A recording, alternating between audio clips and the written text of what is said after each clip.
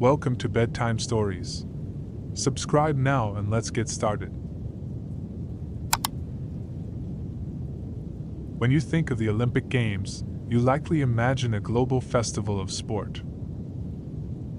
Thousands of athletes from every country competing for gold, silver, and bronze medals. But the original Games, the ancient Olympics, were a very different affair. They were smaller, harsher, and in many ways far more profound. There were no gold medals, there were no national teams, and the athletes competed completely naked. Why would anyone endure years of brutal training, travel across dangerous lands, and compete in violent, often deadly events, all for a simple crown of olive leaves? The answer was something more valuable than gold: glory.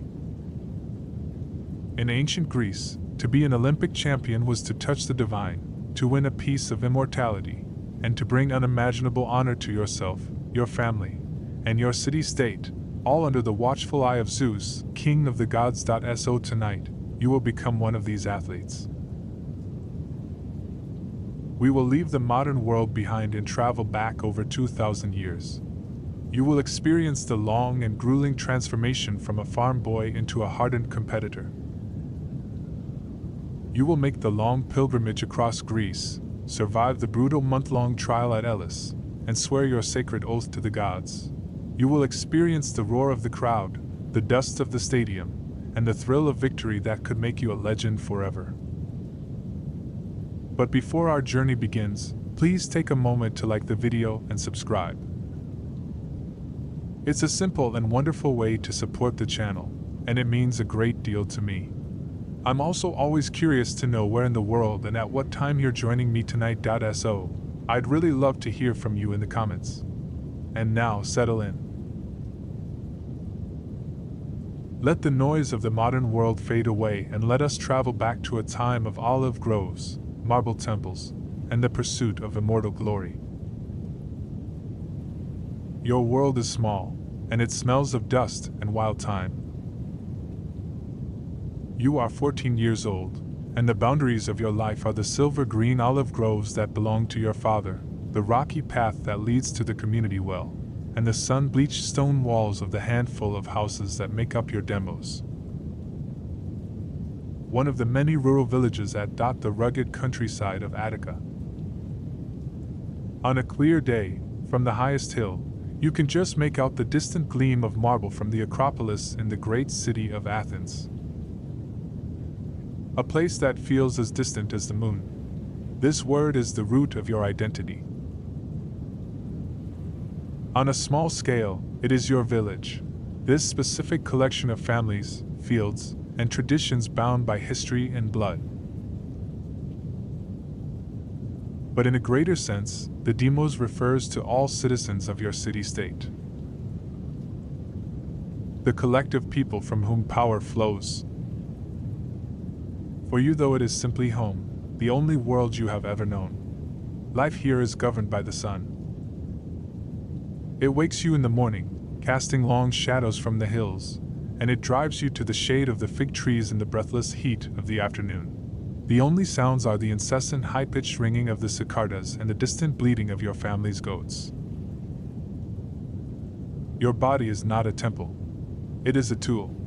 It is strong not from any formal training, but from the simple, relentless labor of your existence. You wake before dawn, your first task to lead the goats to their grazing patch. You spend hours under the sun, working the soil of the groves, your back and shoulders aching with a familiar deep-set burn. In the evening, you haul heavy clay jars of water back to the house for your mother. Your hands are hard and calloused. Your feet are tough from the unforgiving ground, and your skin is the color of baked earth. You do this without thought or question. It is the life your father lived and his father before him. The great stories of heroes and gods feel like they belong to another world entirely. Tales told on winter nights that have no bearing on the hard practical reality of your days. But today is different. The midday work is done and a rare hour of respite is granted. You are with the other boys of the demo seeking shade near a dry creek bed. An argument, as it often does, turns into a challenge. Lai Khan, whose father owns more goats than anyone else, and who is bigger than you, boasts of his speed. He points to the crest of the nearby hill, where a single lead olive tree stands against the piercing blue of the sky. The first one to touch the trunk is the best among us, he declares. It is a game, nothing more. But as you all leap to your feet, something inside you awakens. The others run with the frantic, clumsy energy of youth. You feel different. Your feet barely seem to strike the ground. The steep, rocky incline that usually wins you is not an obstacle, but a welcome challenge. You feel your lungs drawing in the hot air easily, powerfully. The shouts of the other boys fade behind you, replaced by the sound of the wind rushing past your ears. You are not just running, you are flying over the earth. You reach the ancient tree, a full 50 paces ahead of Lion, your hands slapping against its rough bark while he is still struggling up the slope. You are not even out of breath, only filled with a strange, exhilarating energy you have never felt before. As the other boys arrive panting and cursing, you notice someone else has been watching. It is Dials, an old man whose son died in a skirmish with a raiding party from a rival city years ago. He no longer works the fields, but spends his days sitting in the shade, observing the life of the demos. He is said to have traveled to Corinth, and even Sparta in his youth, and he carries an authority that the other elders lack. He beckons you with a single crooked finger. You approach him with caution. His eyes, usually clouded with memory, are sharp and clear. They are not looking at you, the boy, but at your body. He studies your legs, your shoulders, the depth of your chest. You do not run like a goat herder, he says, his voice a dry rasp. You run like a stag. How old are you? You tell him. He nods slowly, stroking his gray beard. There is a gift in you, boy. A gift from the gods. To let it wither in these dusty fields would be an insult to them. He speaks of things you have only heard in whispers. The games at Nemea, the festival at Ismea, and the one that matters above all others. He says the word Olympia, and for the first time, it does not sound like a myth. It sounds like a destination. Later that evening, you watch as Dials speaks with your father, a stern and practical man who measures life in harvests and rainfall. Look at you in a way he never has before. He sees past the son, the laborer, and for the first time he sees the potential for something more, a chance at a legacy, at a glory that his fields could never provide. The conversation ends. Your father walks over to you, his face a mask of grim determination. He places a heavy hand on your shoulder. Tomorrow your brothers will tend the goats, he says. Your life as a farmer is over. Diatley says, you must be tested. Your real work is about to begin. You look out at the familiar hills, now bathed in the purple light of dusk, and you realize they are no longer the border of your world. They are the first step on a new and terrifying path. The journey from your demos is a descent from the quiet hills into a roaring sea of humanity. As you pass through the great gates of Athens, the familiar world of ringing cicadas and bleating goats is swallowed by an overwhelming din. The rumble of cartwheels on stone, the ceaseless shouts of merchants in the agora. The cacophony of a city that never rests. The air is thick with the unfamiliar smells of charcoal smoke, exotic spices, and the sweat of the crowd pressing in from all sides. Your father guides you through the dizzying maze of streets, his hand a firm grip on your shoulder, leading you to a walled compound on the city's edge, a famous gymnasium. This, he tells you, is your new world. The moment you step through the gates, your senses are overwhelmed. This is not a building. It is a world unto itself. Before you lies the palestra, a vast square courtyard of packed earth, surrounded by a covered colonnade where robed men, older and wealthier than any you have ever seen, stand talking and gesturing. Beyond it, you see long open-air running tracks stretching into the distance. The men here train in the traditional Greek way, their physiques on full display. They are bigger than you, their muscles more defined, their skin a lottie's work of old scars and fresh scrapes. They move with a purpose and confidence that makes you feel small and soft, a boy in a land of giants. The air itself is different here. It is thick and heavy, carrying a scent you have never experienced. A pungent, almost cloying mixture that will soon become the smell of your own life. It is the smell of olive oil, gallons of it, warming in the sun. It is the smell of fine sand and dry dust kicked up by running feet and grappling bodies. And under it all is the sharp metallic tang of male sweat. The odor of pure, unending exertion. The sounds are just as alien. The rhythmic thud of bodies being thrown in the wrestling pit. The sharp guttural grunts of men lifting stone weights. The high-pitched whir of a bronze discus slicing through the air, and underpinning it all, the constant sharp commands of the trainers. You are led to one of these men, your new master. He does not greet you or ask your name. He simply looks you over, his eyes critical, missing nothing. His first command is simple. Your training starts now. Remove your tunic. You do as you are told, folding the simple garment that connects you to your old life. Here you are not a farmer's son. You are an athlete, and your body is now an instrument to be honed. Another youth, an assistant, hands you a small clay flask of olive oil. You watch the others and mimic their actions, pouring the cool, viscous liquid into your palm and rubbing it across your body. Next, you are guided to a bin of fine sand and instructed to coat your oiled body in a light layer of dust.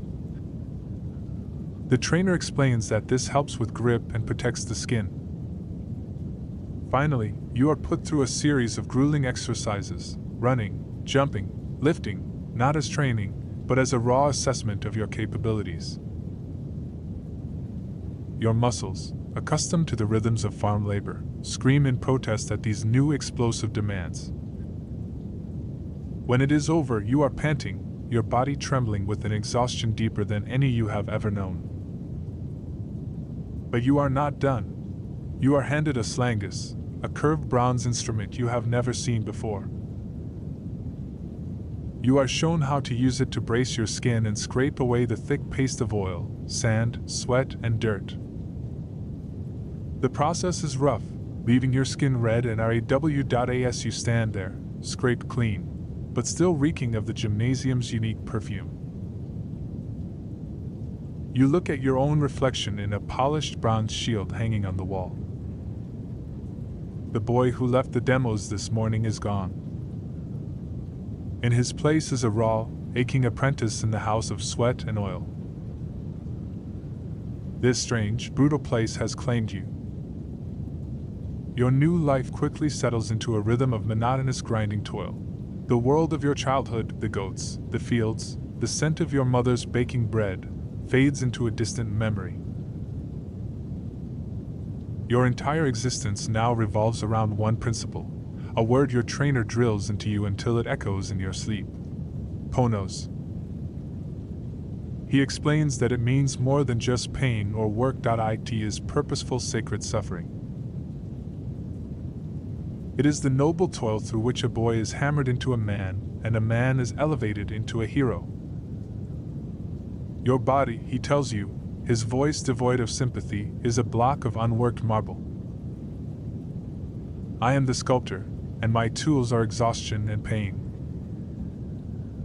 Through Ponos, we will chip away the soft, useless parts of you and reveal the champion within. Your days are no longer measured by the sun, but by the tetras, a 4-day cycle that governs your exertion. The first day is one of preparation and moderate intensity, short sprints, light exercises.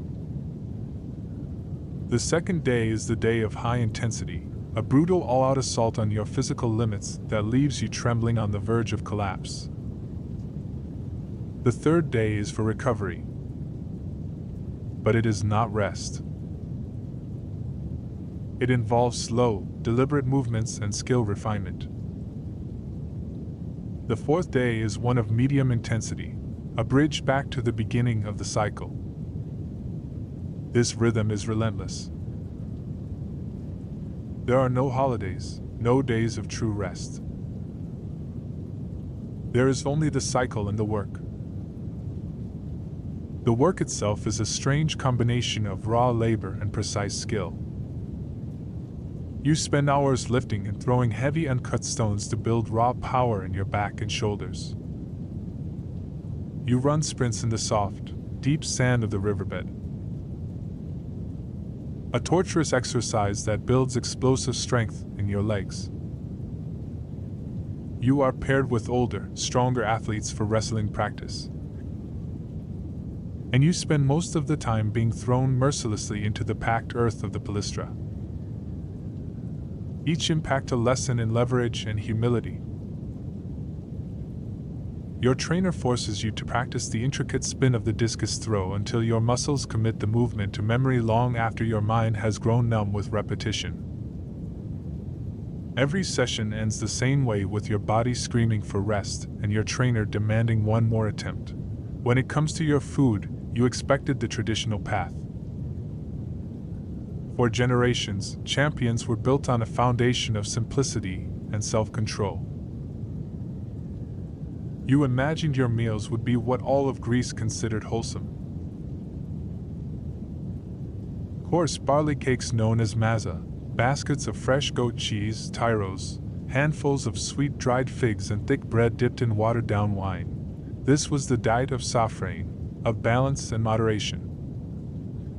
It was food designed to build a lean, hearty body, not a heavy one, and athletes took pride in their aesthetic lifestyle.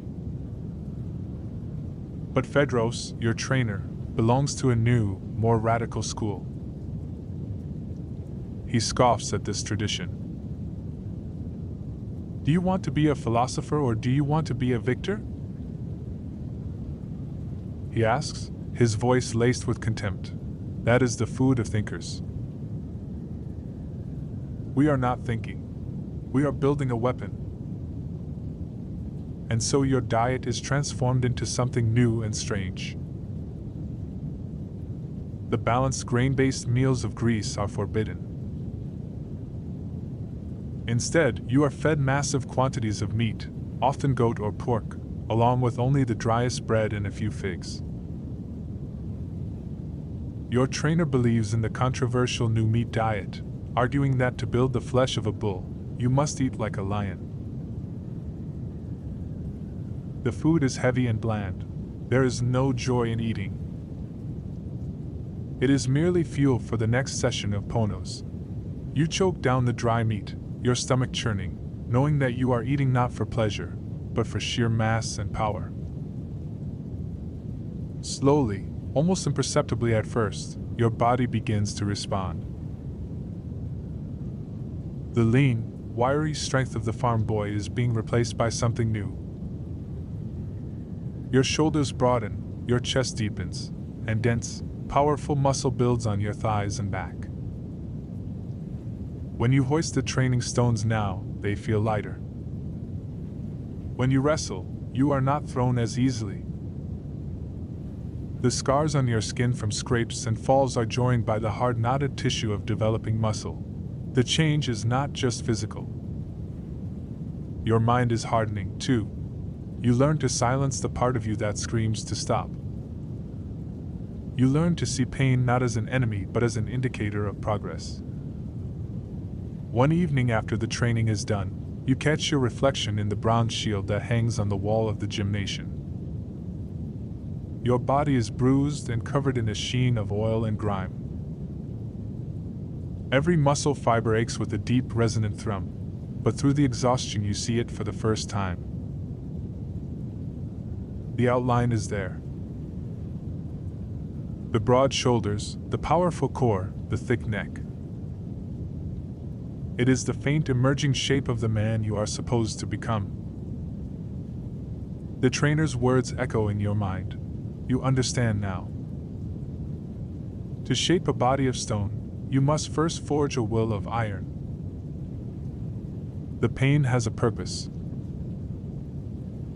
It is the sculptor's chisel. The man who orchestrates your daily sufferings named Fibros. He is a former wrestler. A fact written across his body in a road map of scars, a thickened brow, and a nose that has been broken more than once. That he moves with the quiet, deliberate grace of a predator, and his eyes, small and dark, seem to miss nothing. Fibros is not just your trainer. He is the absolute master of your existence. He dictates what you eat, how you sleep, and when you are allowed even a moment's rest. His word is law within the walls of the gymnasium, and his authority is unquestionable. You are no longer your father's son. You are Fibros' creation, his project, his living sculpture. His primary tool of instruction is a long forked stick cut from a slender olive branch. It is almost always in his hand. This stick is not for pointing. It is for correction. One afternoon, while you are practicing your discus form, your release is a fraction of a second too late. Before the bronze disc has even clattered to the ground, the switch lands with a sharp, stinging crack across your shoulders. The pain is electric, immediate. There is no shouting, no lecture, just the pain. And his low, cold voice, your arm followed your hip. Your hip follows your heel. Again, you learn quickly that perfection is the only acceptable standard. Anything less is met with the swift, impartial judgment of the stick. You come to understand that his methods, while brutal, are not born of malice. Fibros is preparing you for the reality of the Aegon. He is hardening you. The sting of his switch is a pale shadow of the brutal impact of a boxer's fist. The ache in your muscles is a dull whisper compared to the agony of a joint being twisted in a wrestler's grip. He is teaching your mind to separate itself from the body's complaints. He is forging a will that will not break under pressure, a focus that will not shatter in the chaos of competition. Every strike is a lesson. Every moment of pain he inflicts is a deliberate vaccination against the greater pain of defeat. But he is not just a tormentor. There are moments rare and fleeting when the tyrant recedes and the master teacher emerges. During a wrestling session, you are consistently being thrown by a stronger, heavier opponent. Fibros halts the match. He steps onto the dirt and with a surprising gentleness, he adjusts your stance. You fight his strength, he murmurs, his voice just for you. A foolish errand. Use his weight instead. See how he leans? His strength is his weakness. He then demonstrates the move with an economy of motion that is breathtaking, using his opponent's own momentum to send him sprawling. In that moment, you see the artist behind the brute, the deep, brilliant well of knowledge that he possesses. You learn that his approval is a currency far more valuable than coin. He never offers praise. A perfectly executed exercise is met only with his silence. And you come to cherish that silence as it means you have met his expectations. The greatest reward you can ever receive is a short, almost imperceptible nod. That small gesture from Pharaohs feels more significant than any cheering crowd. It is a sign that the block of marble is beginning to take the shape he desires. It is a sign that perhaps you are worthy of the ponos he inflicts upon you. One day at the end of a long run, you collapse, your lungs on fire, convinced you cannot take another step. Pharaohs doesn't strike you. He simply crouches beside you, his shadow falling over you. Rest then, he says quietly. And as you rest, think of the journey home. Imagine telling your father that the pain was too much. Imagine the silence of your demos when they see you have returned with nothing.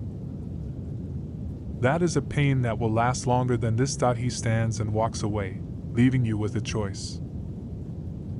You get up and finish the run.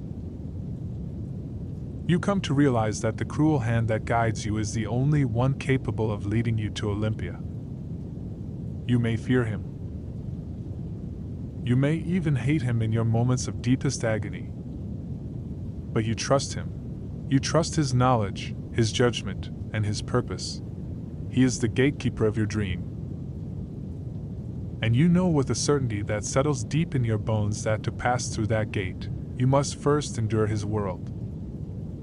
And so you endure. You surrender yourself completely to the rhythm of his commands, to the endless cycle of ponos. Day bleeds into week, week into month. The seasons turn outside the walls of the gymnasium, but inside your world there is only the unchanging routine of toil and exhaustion. The boy of 14 who first walked through the gates vanishes, hammered away by the relentless work. In his place, a man is forged. You are 18 now, and the man you have become would be unrecognizable to the boy who left the demos. The soft lines of youth are gone, hammered away and replaced by the dense, powerful muscle of a pentathlete. Your shoulders are broad, your hands are calloused into thick plates of leather, and your mind, once filled with the simple concerns of the harvest, is now a focused instrument, honed by the relentless discipline of your master, Fibros. You are no longer new. You are no longer a boy. You are a weapon waiting to be unleashed. One morning, the familiar rhythm of the gymnasium is broken. Two men arrive, their clothes marked by the dust of a long journey. They are the Spondophoroi, the truce bearers from Elis. They carry bronze staffs as symbols of their sacred authority, and a hush falls over the entire complex as they enter.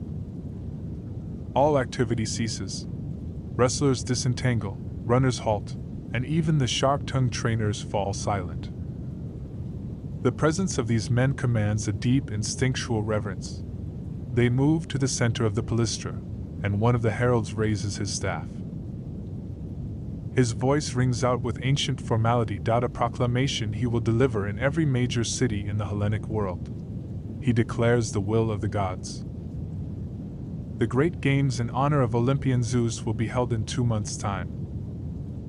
And from this moment until the last traveler has safely returned to his home, the Acheria, the sacred truce, is in effect.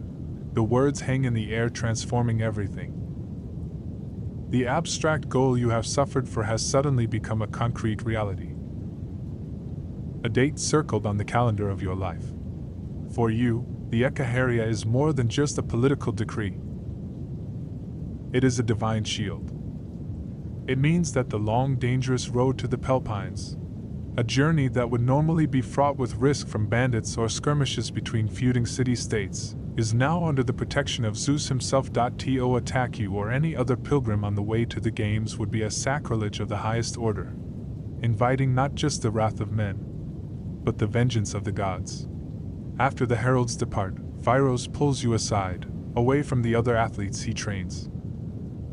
His focus is now entirely on you. In his eyes, you are the only one who matters for this Olympic cycle. The truth has been called, he says, his voice low and hard, meant only for your ears. The sacred peace has begun. It means we have a little more time here to hone every skill until it is second nature. Then we begin the long road to Ellis and the trial before the judges. Consider this your final warning. From this moment until you stand in the stadium, there is no wasted breath, no wasted motion. Everything must be for victory. Do you understand? You nod, the weight of his words settling upon you. There is no more room for error, no more time for building. The abstract goal has become a ticking clock. That night's sleep does not come easily. Your mind is no longer on the toil of the past, but on the dust of the road you know you will meet soon. The day of your departure arrives without ceremony. Your father meets you at the gates of the gymnasium. He does not embrace you. He simply hands you a small leather purse with enough coins for cheap lodging and food. Bring honor to this family, he says, his voice a low command. It is both a blessing and a burden. Fibros shoulders his own pack, gives a curt nod, and turns to the west. Your traveling party is small and self-reliant. You, Phyros, and a quiet, wiry young attendant named Laius. You travel on foot. It is the only real way for an athlete on a pilgrimage. A horse is a luxury for a general, and a liability on the punishing mountain roads. A beast for battle, not a companion for a sacred journey. Your own 2 feet are all the transport a competitor needs. The journey is colossal, a trek of nearly 200 m. At a disciplined pace, it will take the better part of 2 weeks. A true test of a different kind of endurance. The first 3 days are a familiar burn as you cross the plains of your homeland, Attica. Then you reach the great isthmus of Corinth, the narrow bridge of land connecting your world to the great peninsula of the Peloponnese. Here the road becomes more crowded as you join travelers from nearby Magra and Thebes, the first hint of the great assembly to come. After crossing the Isthmus, your path turns southwest, and for several more days, you push through the rugged, hilly territory of Achaia. It is here, nearly a week into your journey, that the true river of humanity begins to form. Roads from the north carrying pilgrims from Delphi and Thessaly merge with your own. The path becomes a slow-moving, crowded artery of life, all of it pouring west towards the same sacred destination. The air once filled with the sounds of nature now hums with a dozen different dialects, the scent of cooking fires, and a palpable shared sense of purpose. Immersed in this crowd, you learn to watch the other athletes. It is a silent, moving competition before the games even begin. A group of broad-shouldered men from Macedon, their skins paler than yours, eye you up as they pass. Fibros points out a lean, tough runner from Argos, known for his stamina. Watch how he walks, Phyros murmurs. He conserves every motion. He is disciplined. You study them and they study you. There is no open hostility. The truce forbids it. But there is a constant simmering rivalry. The nights are a lottery. Sometimes you find a space on the floor of a crowded, flea-ridden traveler's inn.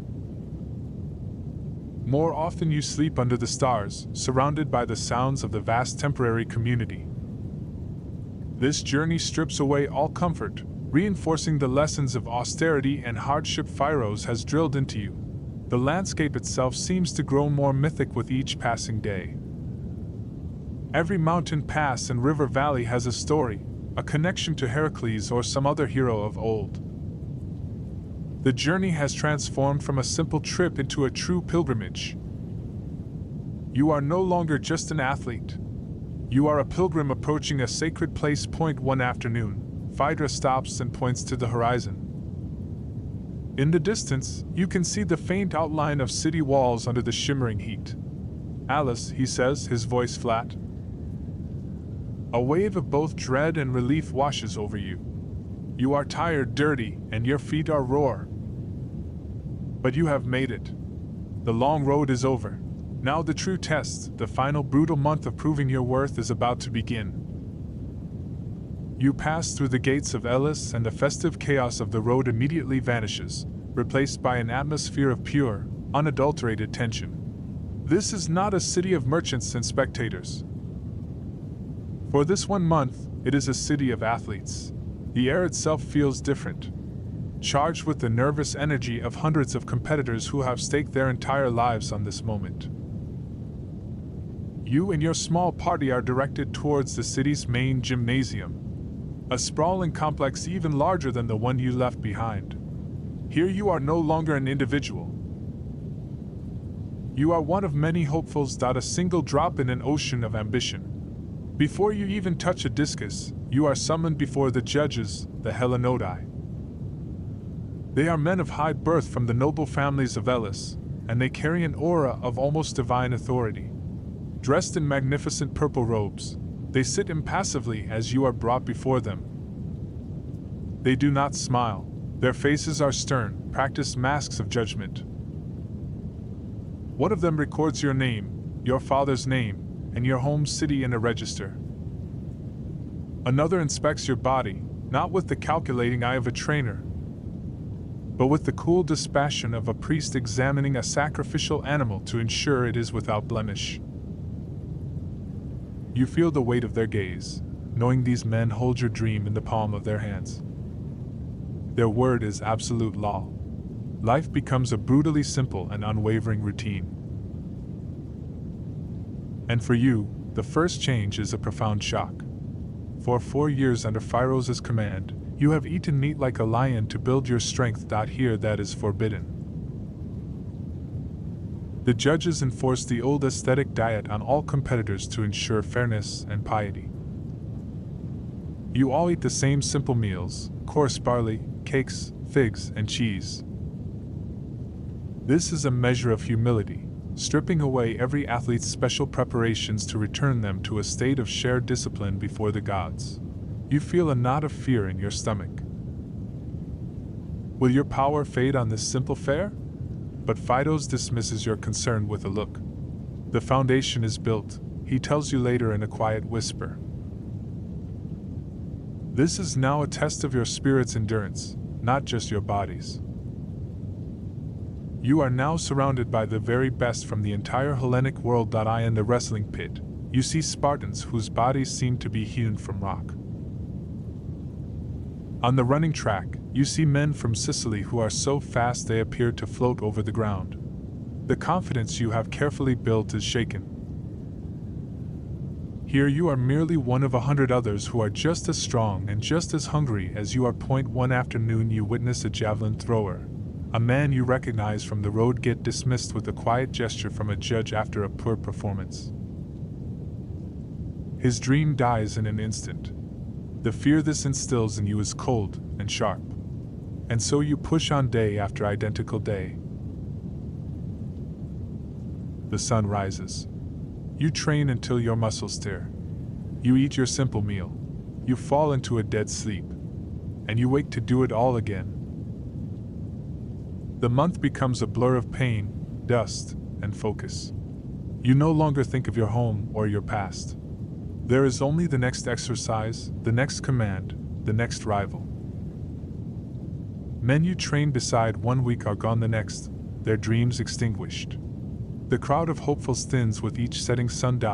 And you survive 1 day at a time, holding on to your ambition with a desperate silent grip. Phairos is your shadow, coaching you with his eyes and with urgent quiet counsel in the evenings. And then, after a lifetime of toil, condensed into 30 days, the final day of the month arrives. All the remaining athletes are gathered in the main courtyard. A profound silence falls as one of the chief judges steps forward, holding a papyrus scroll. He begins to read the names of those who have been deemed worthy to proceed to Olympia. Each name called is met with a quiet explosion of relief from one man and a wave of despair from a dozen others. The list feels impossibly long, then terrifyingly short. You hold your breath, your heart hammering against your ribs, and then you hear it, your name. The sound is so overwhelming that the world seems to go silent for a moment. You have survived. You look at Phyros, who gives you a single sharp nod. It is the highest praise he has ever offered. The proving is over. You are now truly an Olympian. The night after the selection is unlike any you have ever known. The oppressive tension that has suffocated the city of Elis for a month finally breaks. A quiet, exhausted camaraderie settles over you and the other men who have been deemed worthy. You are no longer rivals. Not for tonight. You are survivors. You share a flask of watered-down wine with a wrestler from Thebes, a man you considered your mortal enemy just yesterday. You exchange a silent, respectful nod with the swift runner from Sicily. You have all passed through the same fire, and a new unspoken bond has been forged between you, the Brotherhood of the Chosen. The procession begins at dawn. It is a slow, solemn, and magnificent affair. At the head of the column march the Hellenodikai. Their purple robes a stark statement of their sacred authority. Behind them, you and the other athletes walk together, a great procession of the finest physiques in the Hellenic world, moving not with the urgency of a race, but with the measured tread of a religious pilgrimage. Phyros walks near you, his usual harshness replaced by a grim, focused silence. He is no longer your master tormentor. He is your guide on this final holy leg of the journey. The road from Elis to Olympia is known as the Sacred Way, and you feel its significance with every step. On the first day, the march stops at a sacred spring that bubbles up from the earth. Here, a purification ritual is held. One by one, you and the other athletes wash your hands and faces in the cool, clear water, a symbolic act of cleansing yourselves of the profane world of training before you present yourselves to the gods. The simple act focuses your mind, stripping away lingering fear and replacing it with a profound sense of purpose. The day concludes at a designated stopping point along the sacred way, and camp is made as the sun sets. There is no revelry, only the quiet sounds of hundreds of men preparing for the final leg of their journey. The air is filled with a unique mixture of exhaustion and electric anticipation. Vidra sits with you by a small fire, not speaking of technique, but of mindset. Tomorrow you will see the grove, he says. Do not let your awe make you forget why you are there. You are not a spectator. You are an offering. You sleep that night on the hard ground, closer to your goal than ever before, the dreams of glory wrestling with the fear of the gods. The procession resumes with the first light of the second day. The final miles feel different. The anticipation from the night before has sharpened into a keen edge. The path begins to wind through gentle hills shaded by ancient silver-leafed olive trees. You can feel a change in the air itself, a stillness, a sense of approaching something of immense power and antiquity. Then you come around a final bend in the road and the valley opens up before you. You stop and your breath catches in your throat. It is Olympia. It is not a city of men, but a sanctuary of the gods. Dominating everything is the Temple of Zeus, a structure so massive and perfectly proportioned that it seems impossible it was built by human hands. You can see the smaller, more ancient temple of Han nearby, and the row of stone treasuries built by various city-states. And in the center of it all, you see not a building, but a great dark mound. The altar of Zeus, built over centuries from the compacted ash of countless sacrifices. The entire grove seems to hum with a silent, invisible power.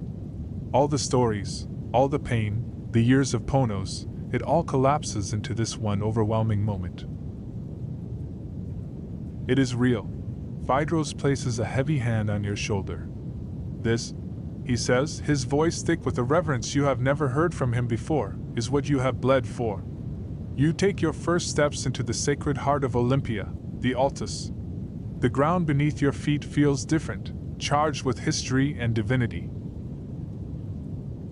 The sounds of the world seem to fade away, replaced by a profound ringing silence. You have left the world of men behind. You have entered the domain of the gods. And here upon their holy ground, your ultimate fate will be decided. The awe you felt upon completing the procession and entering Olympia settles into a quiet, nervous reverence. There is little time for wonder. You and the other athletes are quickly ushered into designated quarters. The sheer scale of the temples and the countless statues of past victors flashing past your eyes. They are the legends who came before you, their glory frozen in time, and you feel the immense weight of their legacy. You are no longer just an athlete on a journey. You are a link in an ancient sacred chain. And the duties of that chain begin immediately. Before the sun can set on your day of arrival, a herald summons you and the other qualified Olympians. You are not directed to the stadium or the training grounds, but to the Bulatarian, the council house of Olympia. This is not a place of celebration. It is an imposing solemn building where the official business of the games is conducted. Inside, the air is cool and heavy with the scent of old incense and something more primal. Your eyes are immediately drawn to the statue that dominates the room. It is Zeus, but not the majestic seated king you have seen in other temples.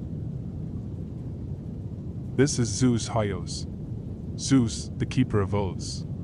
He is a terrifying figure cast in bronze, standing with a thunderbolt in each outstretched hand. His expression a mask of grim divine fury.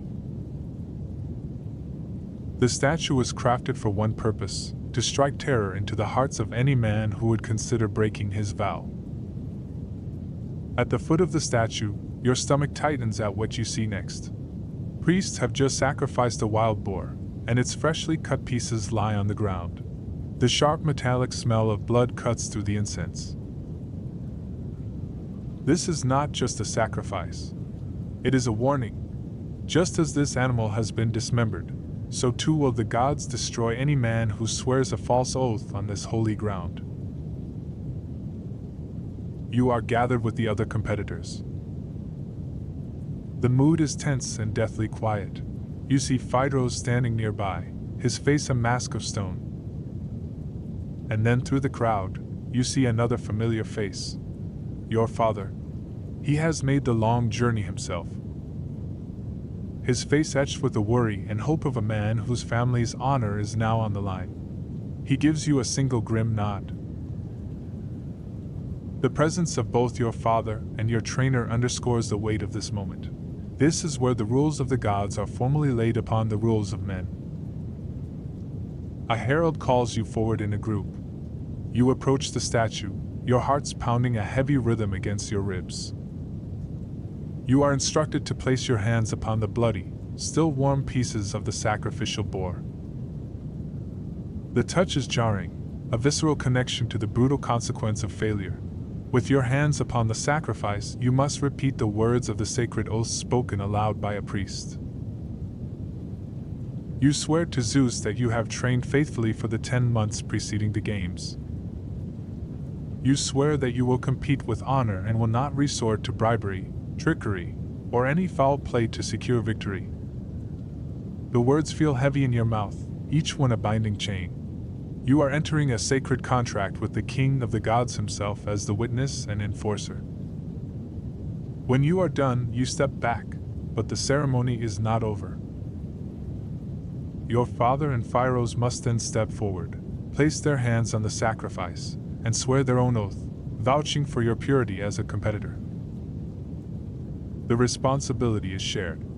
If you cheat, you bring disgrace and divine retribution, not only upon yourself, but upon your family and your master. Finally, you walk out of the dark, intimidating, Bulatanian, and back into the bright sunlight.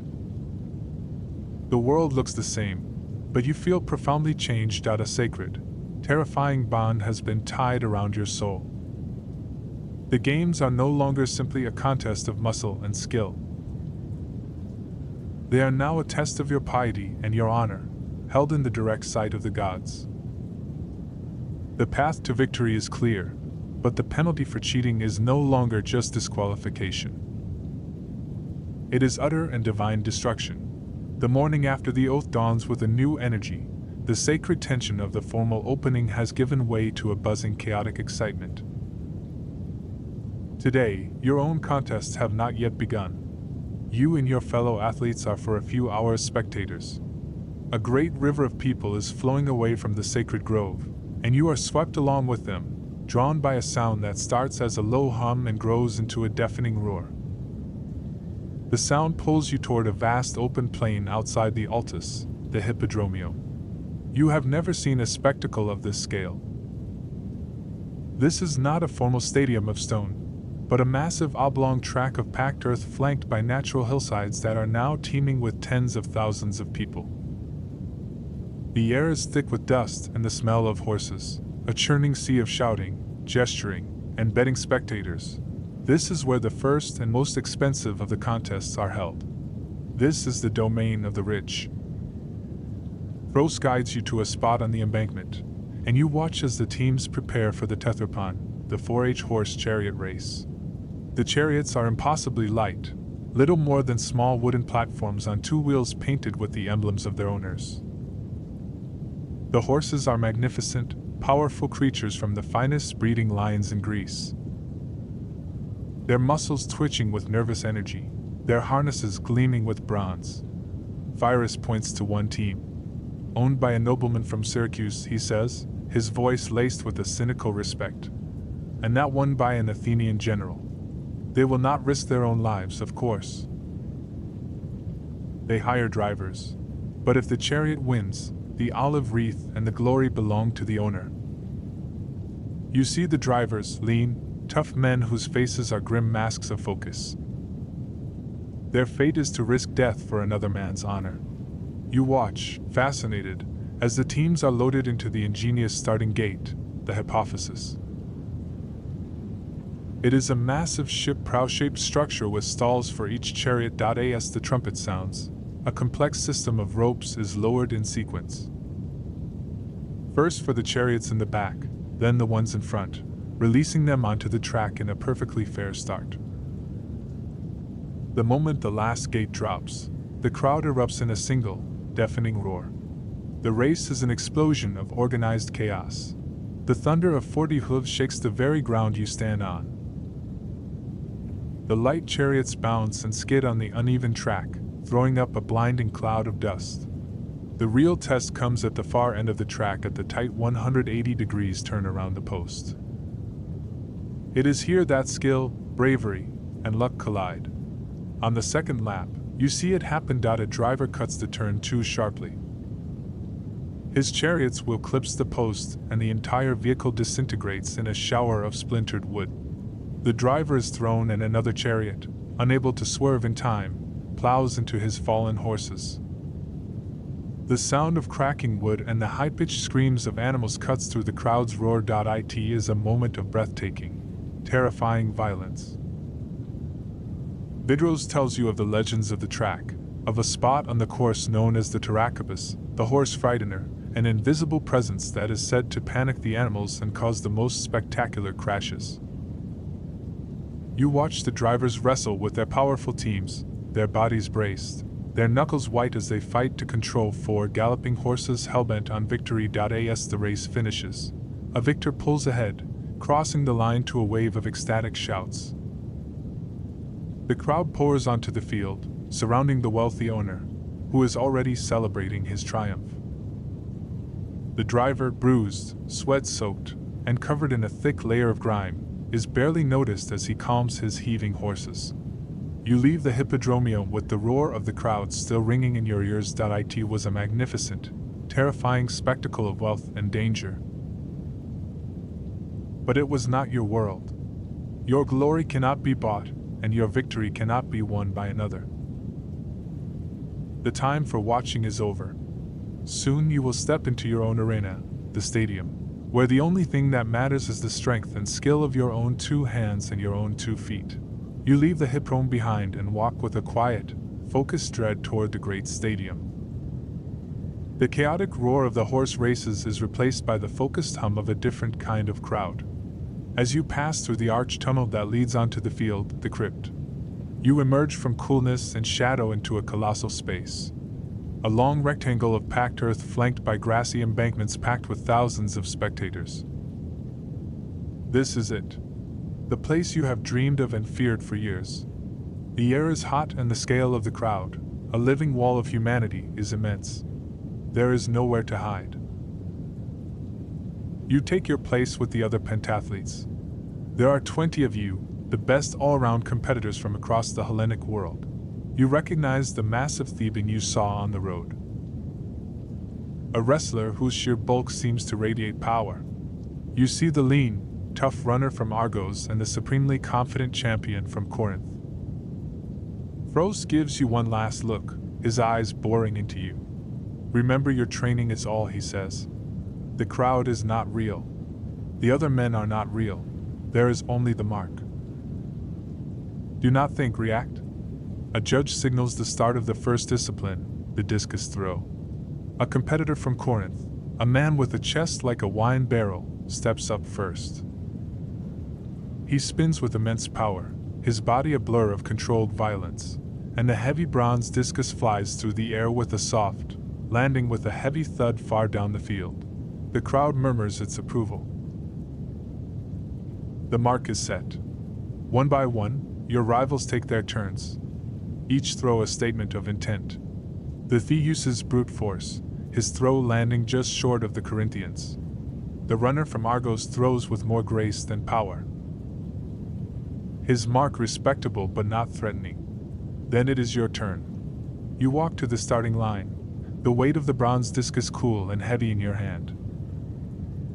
You can feel the thousands of eyes on you, a physical weight on your skin. You force them out. You remember the endless afternoons with Phyros, the sting of his switch after a clumsy release, the muscle memory beaten into you. You take a breath, begin your spin and let the muscle memory take over. Your body knows what to do. You release. The discus soars as a spinning bronze sun and lands just past the Corinthians' mark. A wave of quiet relief washes over you. You are in the lead for now. But there is no time for satisfaction. The judges move you immediately to the second event, the long jump. The hammer.it is the most technical of the field events, a true test of rhythm and coordination. You are each handed 2 halteres, crescent-shaped stone weights, each as heavy as a small melon. A flute player begins a slow rhythmic tune, a melody designed to guide the timing of your approach. The Corinthian seeking to reclaim his lead goes first out. He swings the weights powerfully, but his timing is off. He stumbles on his landing, and the jump is only average. The crowd groans its disappointment. You watch as the Thean takes his turn. He uses the heavy stones to launch his massive frame forward, landing with a powerful thud that shakes the ground. The mark is impressive. The pressure is back on you. You step to the line, the stones feeling heavy in your hands. The flute music seems distant. All you can hear is the pounding of your own heart. You begin to swing the weights forward and back, building momentum. You remember Phidiros' voice, a constant echo in your mind. Let the stones pull you. Do not fight them. At the perfect moment, you launch yourself forward, thrusting the stones out in front of you as you jump, then pulling them back violently in midair to propel your body forward. You land hard in the sandpit, stumbling but staying on your feet. You wait, holding your breath as a judge inspects the mark. He straightens up and looks at the crowd. Your jump is longer than the Thebans. You are still in the lead. As you walk back to the competitors' area, you see 2 men from the group being quietly dismissed by the judges. Their performance in the first 2 events was not good enough. They will not continue. The field of contenders is shrinking. You have survived, but the javelin, your weakest event, is next. There is no time to savor your lead. The judges move the remaining group of athletes. A dozen of you are left now to the far end of the stadium for the 3rd event. The javelin throw, the aeon. A cold knot forms in your stomach. This is the discipline you fear. Your body is built for the power of the discus and the explosive coordination of the jump. The javelin is different. It is a creature of pure technique, a test of fluid grace that has always felt awkward in your powerful frame. Fibros's voice echoes in your memory from 1,000 frustrating practice sessions. You cannot force it. You must guide it. Let it fly. You are each handed a slender javelin of elderwood about as tall as you are with a small bronze tip. The crucial element is the ankyle, a thin leather thong wrapped around the center of the shaft. You watch the others. The massive Theban, your main rival, throws with clumsy brute force. His javelin wobbles in the air and lands with a disappointing thud. He is a wrestler, and it shows. This gives you hope. But then the champion from Corinth steps forward. His movements are like a dancer's. He takes a short rhythmic rune-up. His fingers expertly looped in the ankyle. As he throws, the thong unwinds, spinning the javelin with a sharp hiss. It flies with perfect stable grace, soaring through the hot air and piercing the earth an incredible distance away. The crowd roars. The mark is monumental. The pressure on you is now immense. You don't need to beat the Corinthians' throw. No one will. But you must produce a mark good enough to keep you in the top tier.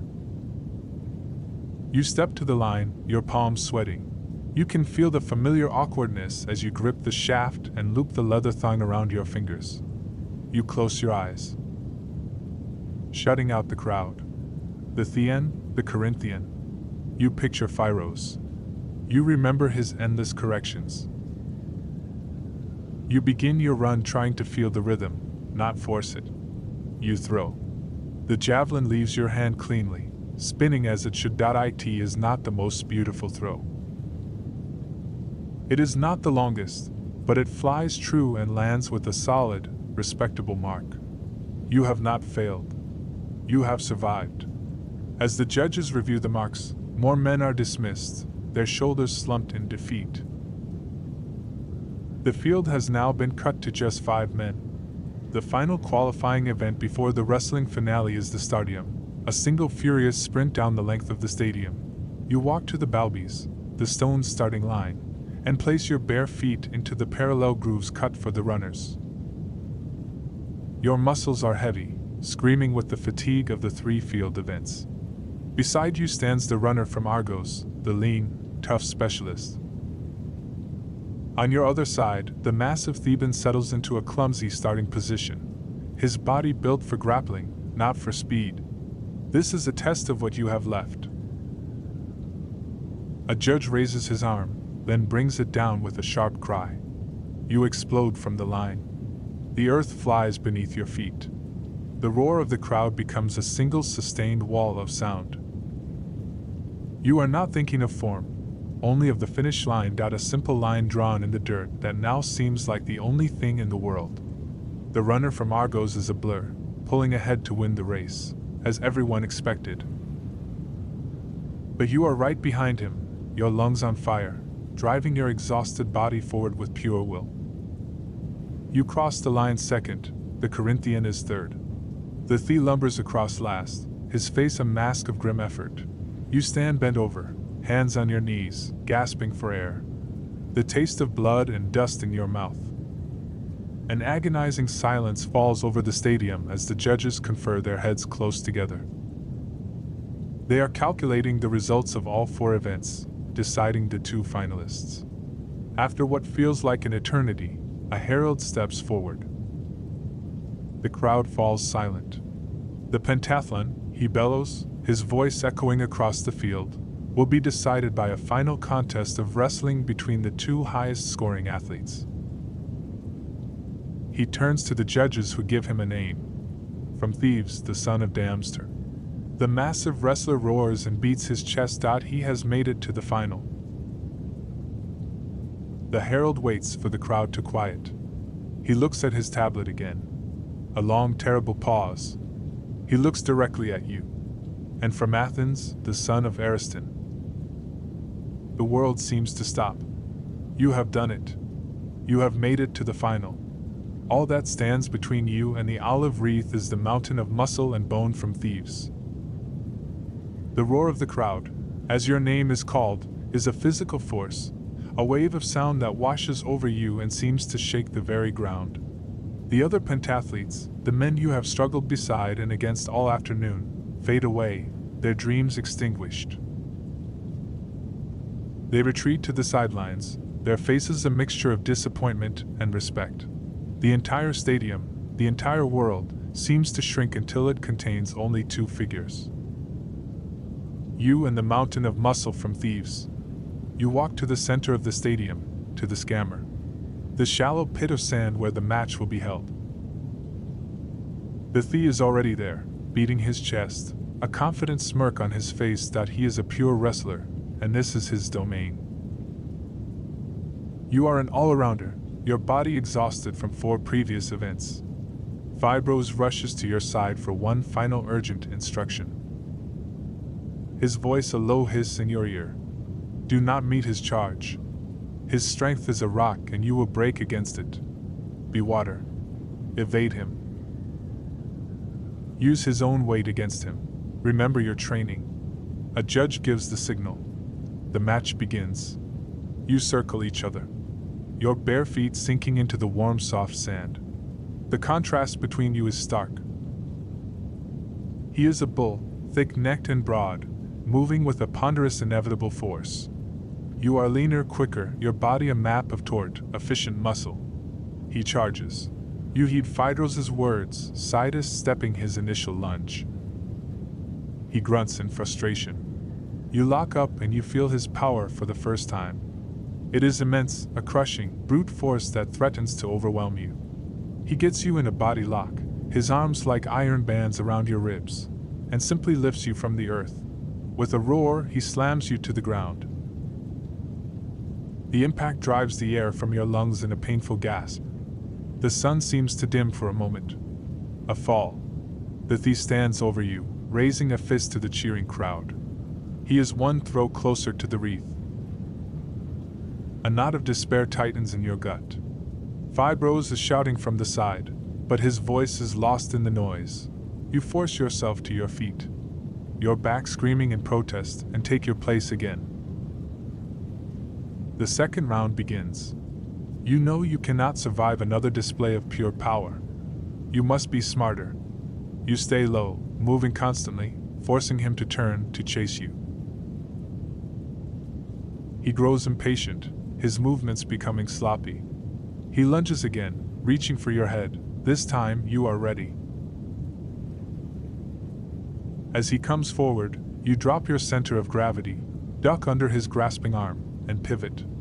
You use his own massive momentum against him, executing a hip throw that Fibros drilled into you 1,000 times. The Thean's feet leave the ground. He crashes onto his back with a look of pure shock on his face, sending up a cloud of dust. The crowd roars, a sound of surprise and delight, one fall each. The third and final round is a war of attrition. The scorching sun and the accumulated exhaustion of the day have taken their toll on both of you. Your movements are slower, your lungs burning, the sweat and oil on your bodies mix with the dust, turning your skin to a slick, gritty mud. You are locked together for what feels like an eternity, a grueling stalemate of heaving chests and straining muscles. You see an opening, a moment of weakness. He overcommits, reaching for your neck one last time. It is now or never.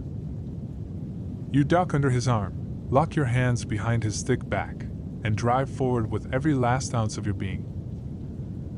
It is a desperate twisting heave. For a heartbeat, you are both suspended in a state of perfect imbalance. Then, with a great sigh of collapsing muscle, he goes down. He hits the ground and you fall with him, too exhausted to remain standing. There is a moment of absolute silence. You lie in the dust, the weight of the thief beneath you, your ears ringing. Then you feel a hand on your shoulder. The judge, he raises your arm. The fall is yours. The match is yours. The pentathlon is yours. The roar of the crowd, the sound of your own immortality washes over you. But you barely hear it. The world is a blur of dust and exhaustion. The first person to reach you is Phaedrus. He hauls you roughly to your feet. For a moment, you see his familiar, stern face, and you expect a critique, but the iron mask is gone. For the first time in 4 years, the trainer's calculating gaze is replaced by something else, something fierce and bright. It is pride. He says nothing, but he clasps your shoulder with a grip that is not a correction, but a profound acknowledgement. In that grip, you feel the entirety of your shared journey. The pain, the sacrifice, the relentless ponos. Then another figure pushes through the officials. Your father. He's not a man for displays of emotion, but his face is transformed. The grim lines of worry have vanished, and his eyes are shining with unshed tears. He puts his rough farmer's hands on both your shoulders, his grip trembling slightly. He simply says your name, his voice thick and choked with a pride so immense it leaves no room for other words. You stand between them, held up by the two men who forged your life, the roar of the stadium, a distant echo. You are not a legend yet. You are not a hero. You are just a son and a student who has given everything he had. And for the first time in your life, you understand that it was enough. The next morning, day 4 of the festival, you wake to a new reality. The deep, aching exhaustion of the pentathlon is still settled in your bones, but it is overshadowed by the surreal lightness of victory. As you walk through the sacred grove, you are no longer an anonymous hopeful. People stop and stare. You hear your name, the son of Ariston, whispered with reverence by strangers. Your father walks beside you, his back straighter than you have ever seen it. A look of fierce, quiet pride in his eyes that is more rewarding than any cheer. Phaedros is on your other side, his usual iron severity softened by a deep, quiet satisfaction. The three of you, bound by your shared triumph, make your way to the stadium to watch the final day of competition. The atmosphere is completely different from the day of your own contest. The air is thicker, charged with a raw, bloodthirsty energy. The crowd is louder, more volatile. Today is the day of the heavy events, the day of brutal one-on-one combat. First is the boxing, the picks. You watch as two men, giants with massive shoulders and chests, step into the designated area. Their faces are landscapes of past battles, thickened scar tissue over their brows, flattened noses, and the swollen, deformed cartilage of their ears, telling the story of 1,000 blows. They are made of different clay, your father murmurs, led by their sheer presence. Phaedros simply grunts. Strong but slow. Look at his footwork. Even now he is analyzing, teaching. The fight begins. It is a slow, methodical, and terrible art. The sound is like nothing you have ever heard. The wet percussive thud of leather on flesh. The sickening crack of a blow landing on a cheekbone. The fighters circle under the relentless sun, slowly breaking each other down. As a pentathlete, you are trained for balance, for the harmonious application of speed, strength, and skill. These men are different. They have been forged for the singular purpose of giving and receiving punishment. Their bodies are anvils. Their fists are hammers. You look at them with a profound, almost fearful respect. Theirs is a different kind of ponos, a different path to glory. After the boxing concludes, the crowd's excitement reaches a fever pitch. It is time for the main event, the most brutal of all contests, the pancratin. A terrifying combination of wrestling and boxing, where only biting and eye gouging are forbidden.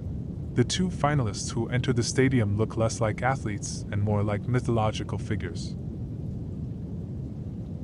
They are the most dangerous men in Greece. The fight begins with a flurry of kicks and punches, but it soon goes to the ground, and it is there that the true horror of the sport is revealed.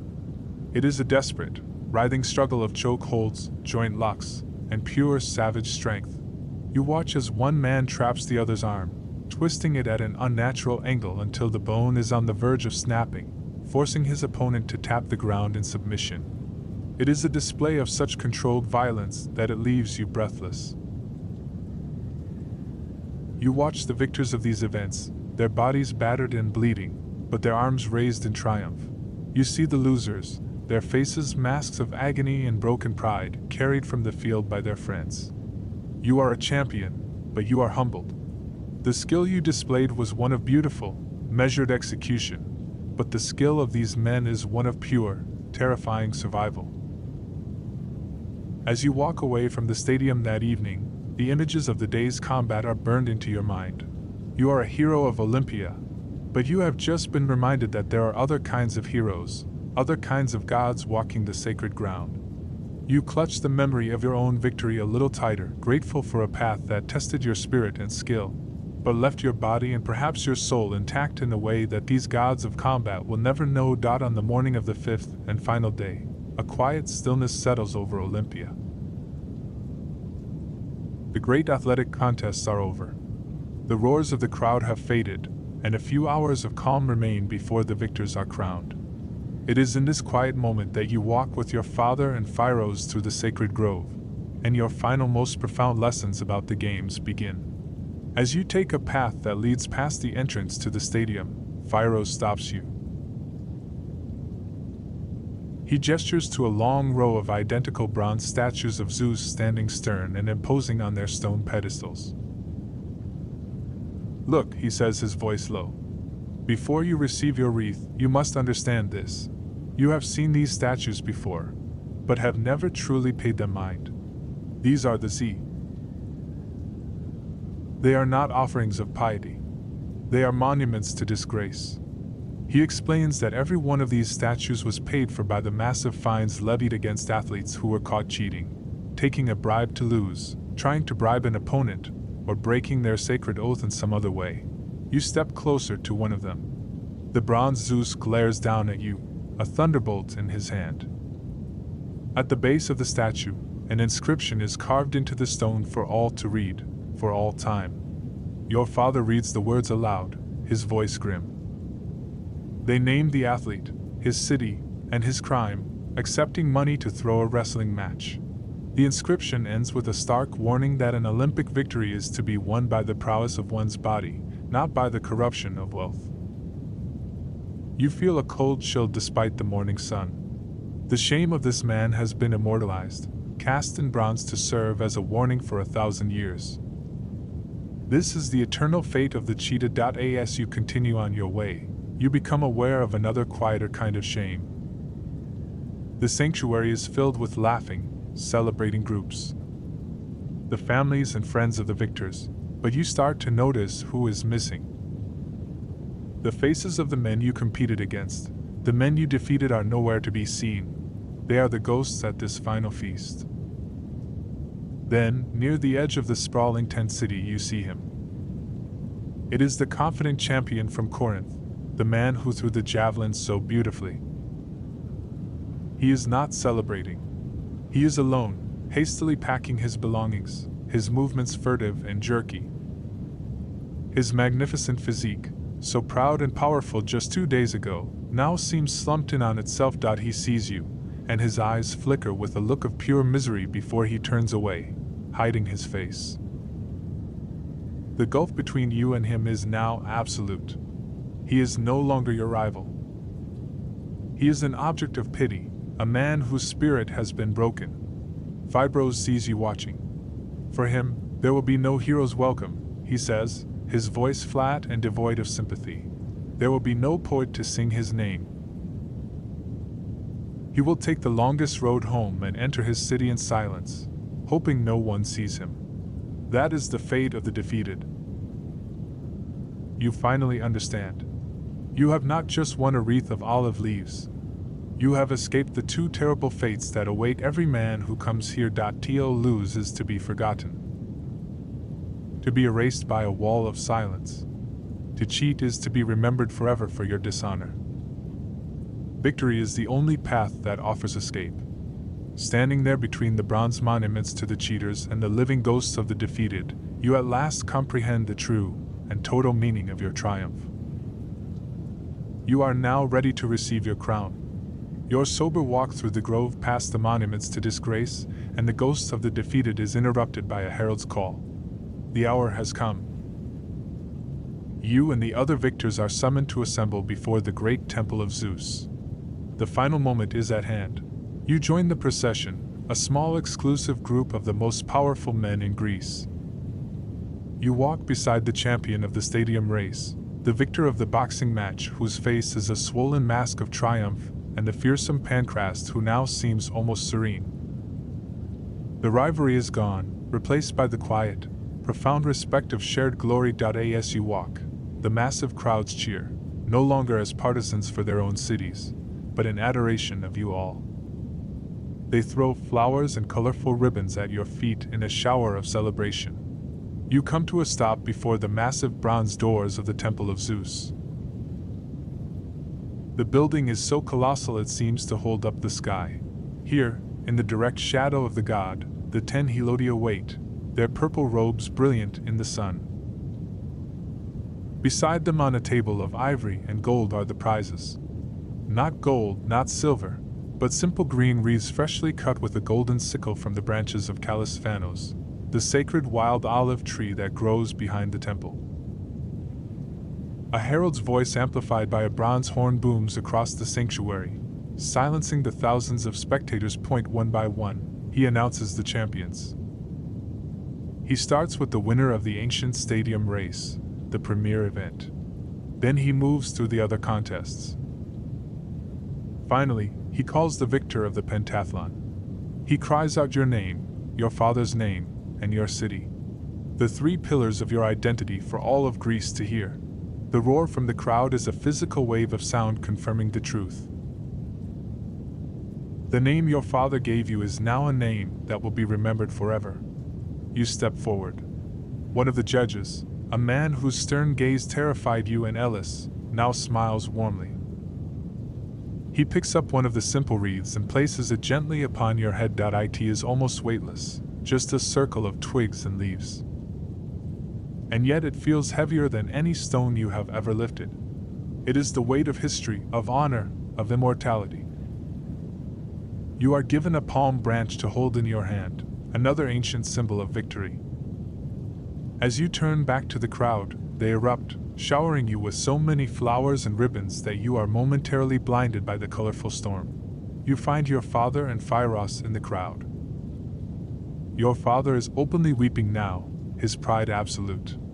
He clasps you in a rough embrace, the first you can ever remember.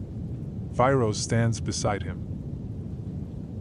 And for the first time, you see him smile, a genuine broad grin that transforms his scarred face. The work, he says, his voice thick with emotion, is done.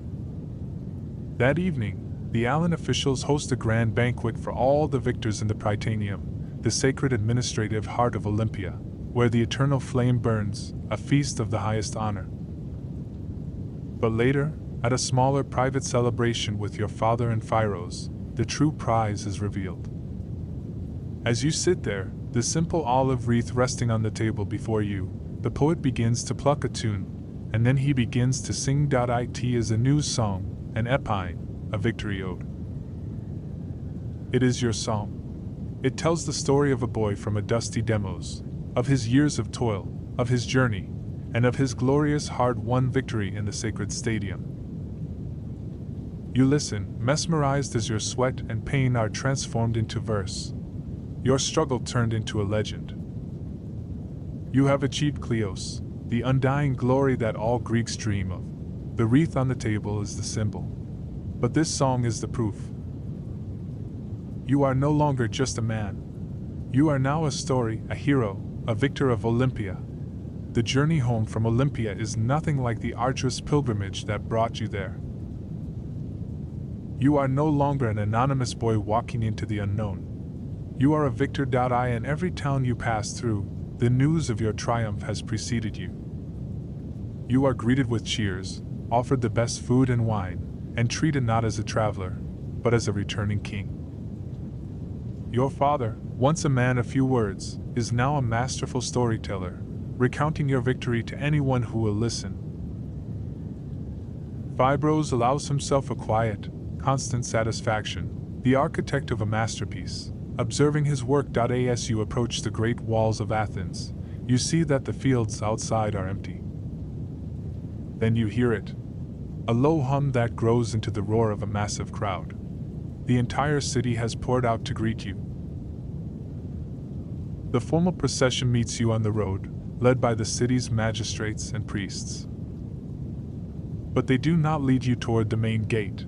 Instead, they guide you to a section of the city wall where stones have been pulled down, creating a freshly made breach.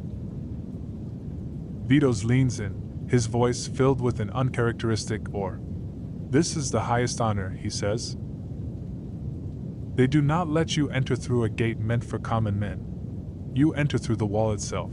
The city is telling its enemies that with sons like you to defend it, it has no need for stone fortifications. You are placed in a magnificent 4-horse chariot, the olive wreath from Olympia on your head. The chariot rolls slowly through the breach and into the city, where the streets are so packed with cheering people that it feels as though you are moving through a living sea. They shower you with flowers and ribbons. Their faces are light with the joy that is both for you and for the glory you have brought to them. In the crowd you spot familiar faces, men from your own demos who made the journey from your village. Their shouts are the loudest of all, their pride the most personal. For you are not just Athens' champion, you are theirs. They see in you the strength and honor of Athens itself. You are no longer just Ariston's son. You are a son of the city. The parade ends at the heart of Athens in the Agora, where a formal ceremony is held. A magistrate speaking for all the people of Athens proclaims the honors the city bestows upon you. First, a cash prize of 500 drachmae. Then the privilege of front row seats at the theater for life. And finally, the greatest honor of all seats. The right to take your meals for free every day for the rest of your life in the Prytonion alongside the most important officials and heroes of the state. Your father then steps forward, his voice thick with pride. He announces that the prize money will be used for its true purpose, to commission a master sculptor to create a bronze statue of you to be placed in the gymnasium. And you understand this is how a fleeting victory is transformed into Kleos, undying glory. The statue will be the physical embodiment of your achievement, a permanent public monument. You can already see it in your mind. For centuries to come, young boys will train in its shadow. They will hear your name, and they will be inspired to pursue their own glory. In this way, your victory and your family's name will never die. You stand there, the hero of the hour, the olive wreath on your head and the adoration of an entire city washing over you. You look at your proud father, at your satisfied master, Phaedros, and at the cheering faces in the crowd. The long, painful journey that began in a distant village has ended here on the pinnacle of the world. Your name is set in stone. Your story is set to music, and your likeness will be cast in everlasting bronze. You have achieved everything a mortal man could ever dream of. You have become a legend. Your journey as an athlete is now complete. Your legend is secure. But your story was just one thread in a vast, complex tapestry that for nearly 1,200 years was the single most important recurring event in the entire Hellenic world. The victory wreath did not mark the end of an athlete's story. It was the beginning of a new life of immense privilege and expectation. For some, their new role was simply to be a living monument. Spending their days in the city's gymnasium or public halls, their presence a constant source of civic pride. But for many, their heroic status was a key that unlocked the doors to power. The legendary wrestler Milo of Croin, for example, was said to have led his city's army into battle dressed as Heracles. Other victors became respected politicians and diplomats, their fame giving their words a divine weight. A natural path was to become a master trainer, a gymnast like Phaedros, passing on their knowledge to the next generation. Perhaps the greatest ambition was to found an athletic dynasty.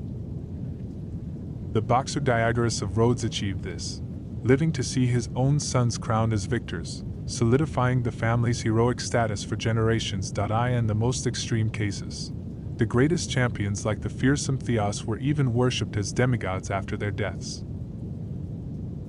Their statues believed to hold healing powers. Victory at Olympia was not a career. It was a transfiguration. It could turn a farmer's son into a general, a politician, or even a god. To understand the source of this incredible honor, we must look to the origins of the festival itself. The Greeks, searching for a beginning worthy of the game's glory, told two great myths.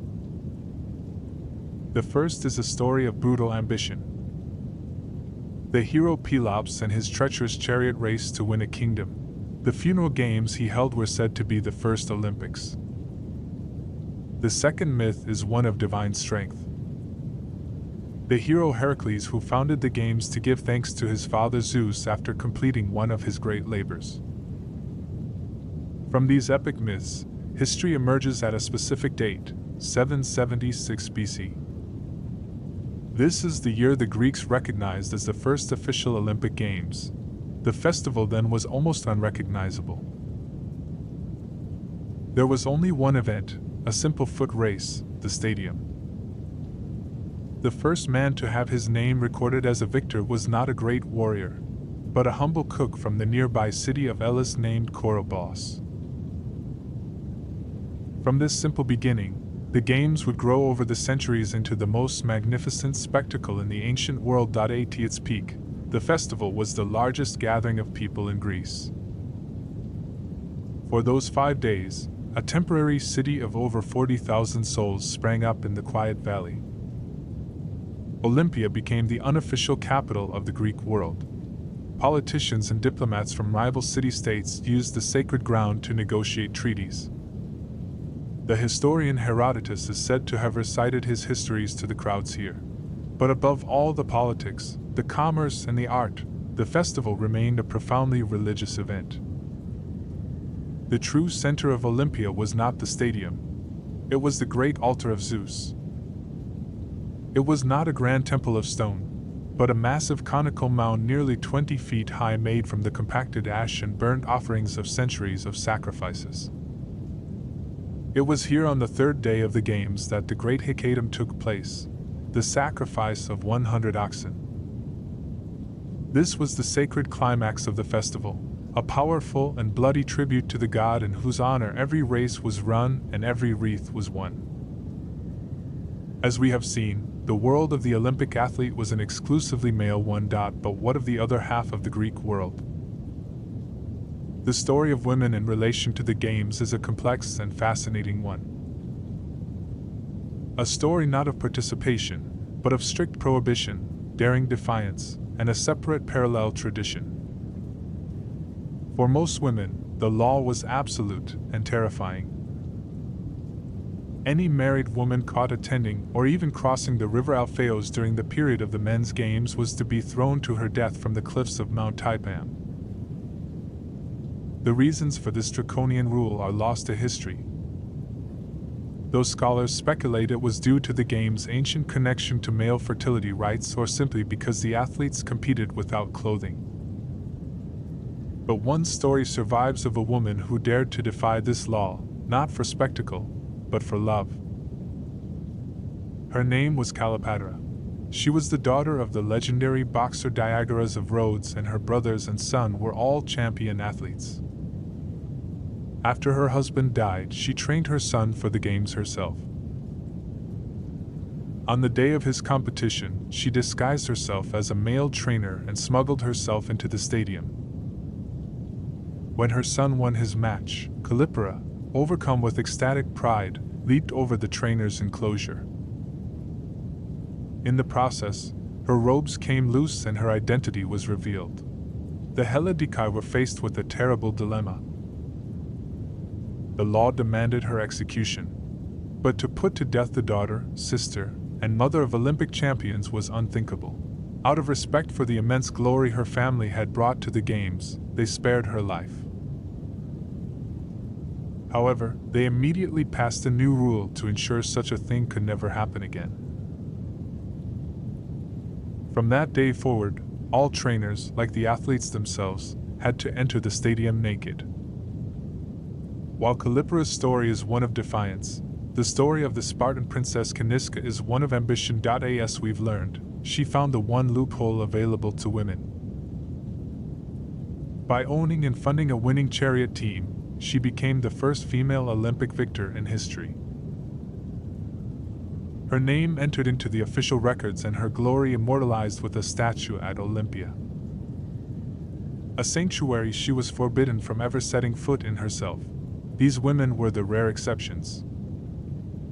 For most, the only outlet for athletic ambition was their own separate festival, the Heron Games held at Olympia in honor of the goddess Hera.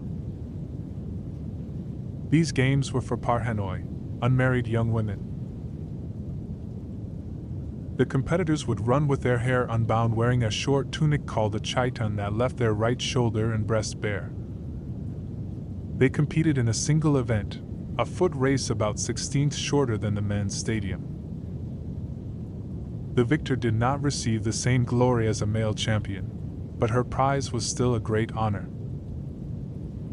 A wreath cut from a sacred olive tree, a share of a sacrificed heifer, and the right to set up a painted portrait of herself in the temple of Hea.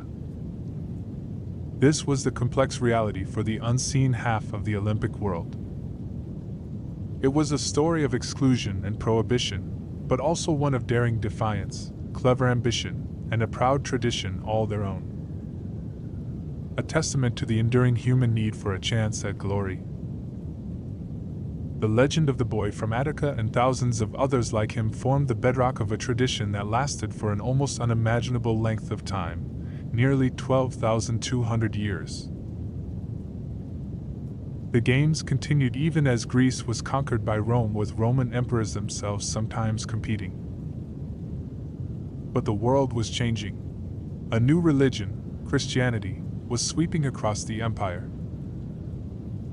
And the ancient festivals with their sacrifices to Zeus and their pagan gods were seen as a relic of a dying world. The end, when it came, was delivered by a simple decree. In 393 AD, the Christian Roman Emperor Theodosius I abolished the Olympic Games, extinguishing a sacred flame that had burned for more than a millennium. After the final games were held, the sanctuary of Olympia began a long descent into ruin. Its treasures were plundered, its temples burned out. In the 6th century AD, two massive earthquakes shattered the colossal stone columns and toppled the statues of the gods. Then the nearby rivers, the Alpheus and the Clados, changed their course and flooded the valley, burying the entire sanctuary under more than 20 feet of sand and silt. Olympia, the sacred heart of the Greek world, vanished from the face of the earth. For 1,000 years, it was a lost world, its location a mystery, its glory preserved only in the fragile pages of ancient texts. The rediscovery began in the 18th century, but the great work started in 1875 when a team of German archaeologists began a systematic excavation.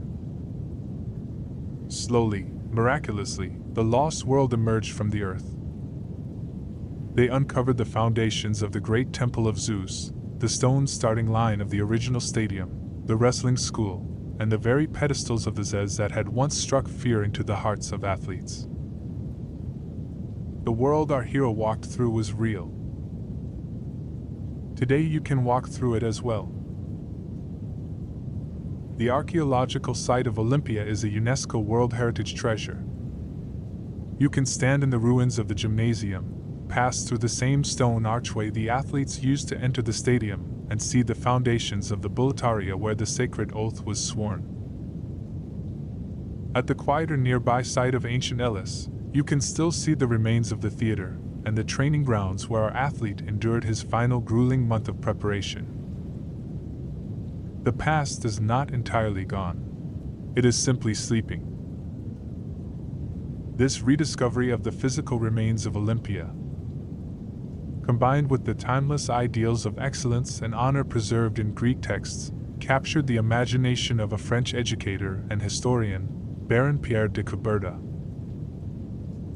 He believed that the modern world could be enriched by reviving the spirit of the ancient games, the pursuit of perfection, the honorable competition, and the gathering of the world's youth in peace.